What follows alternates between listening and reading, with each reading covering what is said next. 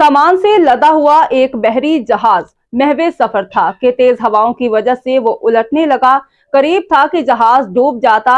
इसमें मौजूद ताजरों ने कहा कि बोझ हल्का करने के लिए कुछ सामान समंदर में फेंक देते हैं।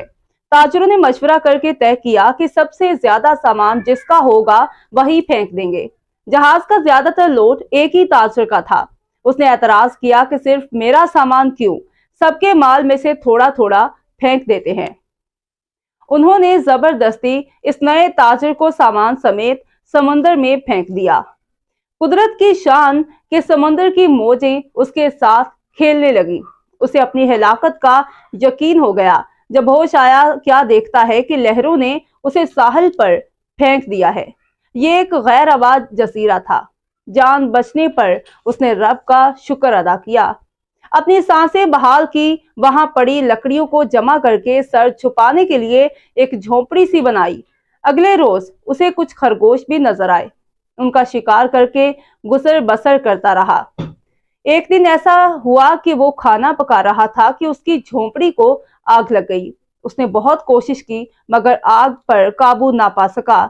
उसने आसमान की तरफ मुंह करके जोर जोर से पुकारना शुरू किया, तूने मुझे समंदर में फेंक दिया, मेरा सारा सामान गर्क हो गया। अब यही झोंपड़ी थी मेरी कुल कायनात, उसे भी जलाकर राख कर दिया। अब मैं क्या करूं? ये शिकवा करके वो खाली पेट ही सो गया। सुबह जागा तो अजीब मंजर था। देखा कि एक कश्ती साहिल पर लगी है और मल्लाह उसे लेने आए हैं। उसने मल्लाहों से पूछा कि तुम्हें मेरे बारे में कैसे पता चला? उन्होंने जो जवाब दिया उससे ताजिर हैरान रह गया।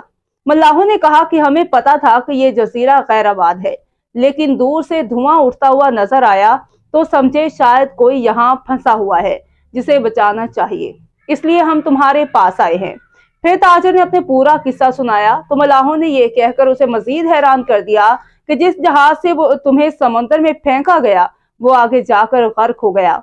यह सुनकर ताजिर सजदे में गिर गया, रब का शुक्र अदा करने लगा और कहा कि पाक है वो जात जिसने मुझे बचाने के लिए ताजरों के हाथों समंदर में फेंकवाया। अपने बंदों के बारे में वही ज्यादा जानने वाला है, इसलिए हालात जितने भी सख्त हो जाएं, मायूस ना हो। हर हाल में अपने रब पर भरोसा रखिए और सब्र शुक्र करते रहिए।